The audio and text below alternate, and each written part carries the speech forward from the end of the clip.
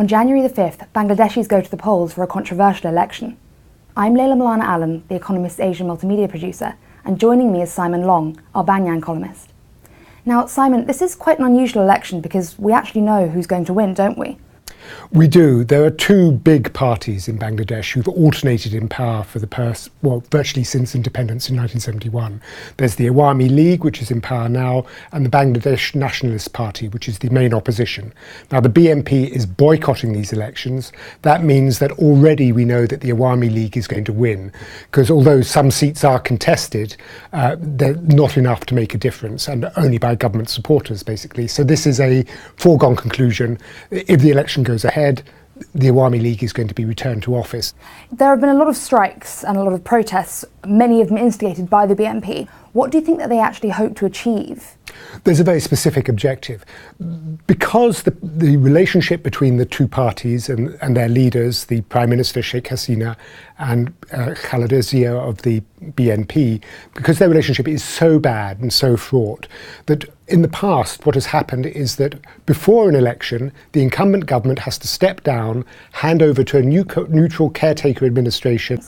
Bangladeshi politics has always had a problem with violence. Both big parties have at the grassroots a certain thuggish element that is willing to impose their party's wishes by the use of violence. Both sides have been guilty of it this time. A huge rally the week before the elections that the BNP tried to stage was banned by the government and blocked with some very ugly scenes on the streets by, in effect, Awami League hoodlums beating up the opposition. But equally, the BNP has lost a lot of its credibility and the moral high ground by indulging in violence itself, as has the Islamist party, which has been banned from taking part in these elections, Jamaat-e-Islami, which has also resorted to thuggery and violence. So what it means for the long term is that there's a problem of perennial violence in Bangladeshi politics, which these elections are going to do nothing to eradicate.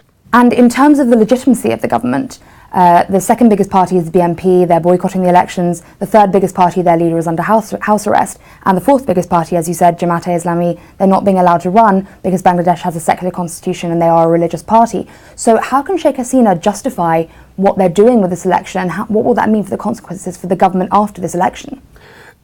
It's going to be very difficult, isn't it? I mean, you could have added that, in effect, the leader of the second biggest party, Khaleda Zia, is also under house arrest. There's no way these look like legitimate elections. The government argues, however, that the way the constitution is framed, it has no option but to go ahead with these elections. Otherwise, it has no legal mandate. So it is following what it says is the letter of the Constitution. Some constitutional lawyers would dispute that interpretation, but that's their position. Also, it can point out that really the foreign reaction has been fairly muted to this. The European Union is not sending observers as it might, so it will lack a lot of international legitimacy. But India, which is the big neighbour and the main foreign influence in Bangladeshi politics, has not cried foul. So she will hope that, having won the election, already in effect, she will be secure. But it's very hard to see how that can last. Is there a solution? What do you think is going to happen? I think there will have to be another election, that the Bangladeshi society and politics are split down the middle with two very big parties, and you cannot run politics without one of them. And at some point, some way is going to have to be found of accommodating the BNP into the political system and into an election, or failing that, you will see another non-democratic interlude when the army or some other force will come in and rule as a caretaker administration until normal democracy can be resumed.